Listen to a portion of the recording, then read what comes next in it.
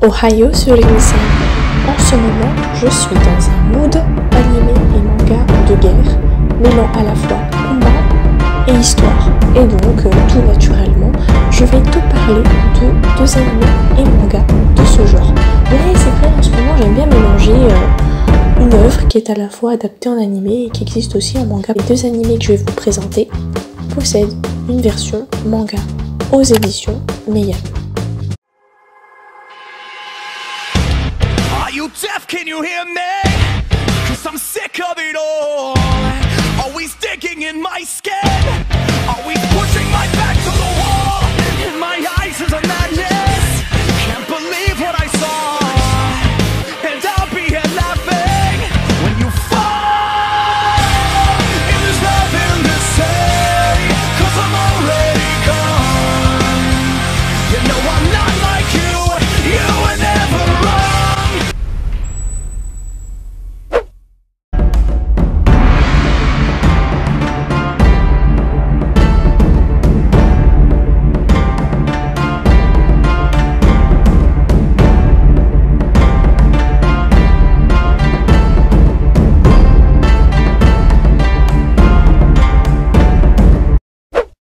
N'a pas entendu parler de Kingdom. Je ne parle pas du drama coréen avec les zombies, non. Je te parle bien de la saga qui se classe dans le top des ventes au Japon et que seul Meian a eu le cran de nous publier en France. J'en remercie énormément car c'est vraiment une histoire que je voulais lire puisque l'anime était sorti il y a super longtemps et que j'avais absolument adoré. On se situe dans la période de l'ancienne Chine et on suit Shin, ouais je sais, et Io. Ce sont des orphelins de guerre. Tous deux rêvent de grands combats. Shin, lui, il veut devenir un grand général. Du coup, avec Io, pendant leur pause, ils font des duels pour s'entraîner. Et un jour, Io est amené au palais par un ministre car il a été pris par erreur pour le roi du royaume. Quand il peut enfin rentrer chez lui, il est pris en plein dans une guerre et lorsqu'il met un pied devant la maison où il habite avec Shin, il meurt. Mais avant cela, il lui explique quand même où se trouverait le vrai roi. Peu de temps après, Shin rencontre un garçon qui ressemble à Io et qui s'appelle Sei, qui est le vrai roi du royaume de Qin. Et donc on va suivre toute l'épopée du jeune Shin dans son chemin vers l'accomplissement de son rêve qui est de devenir grand général. Ce que j'ai aimé surtout, c'est que on voit le royaume de Qin qui est en proie à des guerres et des invasions extérieures et que aussi à travers l'histoire de Shin, on suit aussi l'histoire de Sei, donc le sosie de son frère de cœur, qui sera par la suite le fameux Qin Shi Huang qui va unifier la Chine. Donc personnellement en ce moment je m'intéresse beaucoup à la Chine, le fait de voir que cet animé au final a eu en France une parution en manga, ça m'a vraiment plu. J'ai acheté les premiers tomes tellement que j'ai adoré. Autant dans le manga que dans l'animé, on peut voir que le mangaka ne fait pas de distinction entre les femmes et les hommes en temps de guerre, que quand même il n'y a pas que des hommes qui ont des postes importants, puisque par exemple il y a Ryoten qui est une femme stratège, et on pourra également noter la facilité et la précision mais aussi la simplicité avec laquelle le mangaka explique les positions de chaque armée, la géopolitique, les stratèges, leur rôle, les simulations, et en fait tout est mis en place pour comprendre et suivre chaque guerre et les intérêts de chaque état, l'évolution des personnages, leur gain en maturité, en force, fait qu'ils se rapprochent de leurs rêves, et ça clairement ça fait de Kingdom à la fois un bon manga et à la fois un bon animé. Alors personnellement, j'ai pas trop compris pourquoi il y avait un gros débat sur internet qui dit l'anime il est nul, hein, le manga il est divin. Alors clairement c'est vrai, il y a toujours la team animé et la team manga, quelle que soit l'œuvre. Mais dans le cas de Kingdom, l'un et l'autre sont tout aussi bien. Même si je ne vous cache pas que le format papier me permet de mieux m'imprégner de l'histoire et qu'il y a une nette amélioration du dessin à partir du 6e tome. Ah oui, je ne sais pas vous, mais je trouve Shin plus gamin et tête en l'air dans l'animé, et il braille tellement que je crois que c'est lui le mécène de Asta.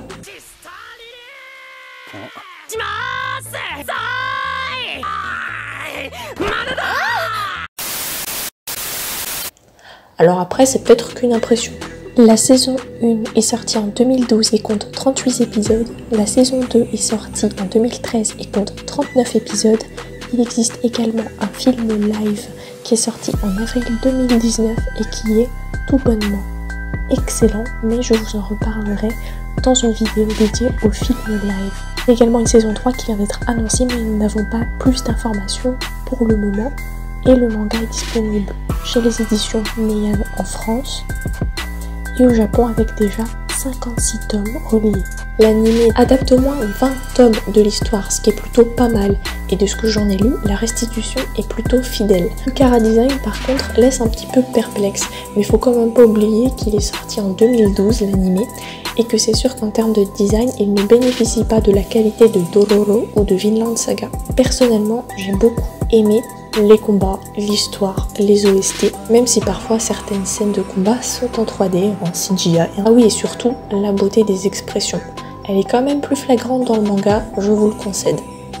Donc, lisez le manga, ça c'est obligé, mais aussi voyez l'anime pour vous faire votre propre opinion. Et si c'est déjà fait, n'hésitez pas à me dire en commentaire lequel des deux vous a le plus plu.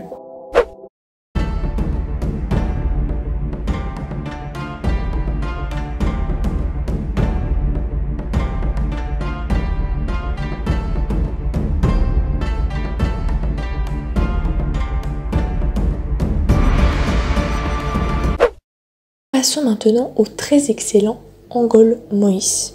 Pourquoi très excellent? Car cet animé de l'an passé a su rentrer dans mon panthéon et ça, c'est quand même quelque chose. Bah ouais quoi, à mon avis, c'est bye. Je te contredis pas par rapport à tout à l'heure, hein. T'as dit faites-vous votre propre opinion, non? J'ai dit ça moi. L'histoire prend place à l'époque de Kamakura où les Mongols tentent d'envahir le Japon. On suit alors l'aventure d'un samouraï, Kuchi Jinzaburo, essayant de protéger son pays. En fait, on ne va pas trop demander son avis, hein. Il a été exilé à Tsushima, où il est chargé par la fille du gouverneur Teruhi de défendre l'île des Mongols. Au lieu de la peine de mort, les proscrits ont reçu l'ordre de servir des pions sacrifiables. Ils doivent tenir 7 jours jusqu'à l'arrivée des renforts de Kyushu. Mais face aux armes et aux tactiques étranges des Mongols, le maître du clan So ainsi que son fils vont se faire tuer. Alors que tous s'étaient résignés à perdre, Jinzaburo apparaît seul sur le champ de bataille, vêtu d'une ancienne armure. Donc voilà un petit synopsis sans trop spoiler. Perso, n'ayant des Mongols que la vision d'un abruti fier d'être bête, soit un Mongol fier, bon, ok. Vous rigolez pas? Pourquoi vous rigolez pas?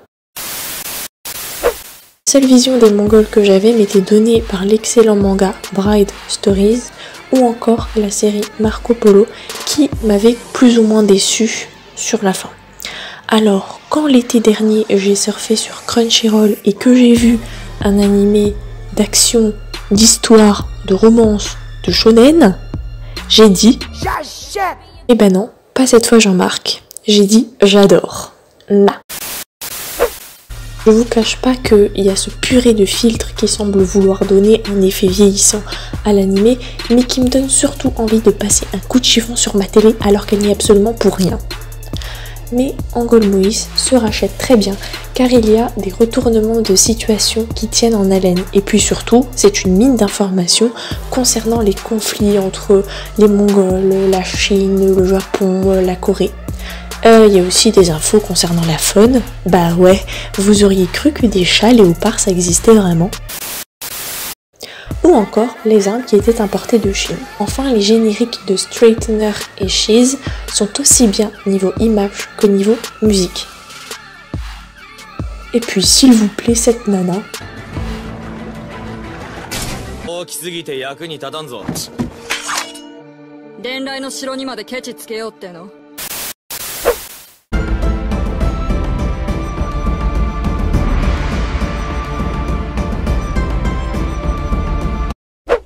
Avant qu'on se quitte, je vous rappelle que les éditions Meian publient 4 tomes de Kingdom tous les 2 mois et qu'il y a possibilité pour faire un abonnement, ce qui est très innovant encore une fois, mais qui doit quand même être assez dur en termes de rythme pour la maison d'édition. concernant Uncle Moïse, la sortie des 2 premiers tomes est prévue mi-novembre, donc foncez si c'est pas déjà fait. Et en attendant, j'attends vos retours en commentaire. Sur ce, Jana.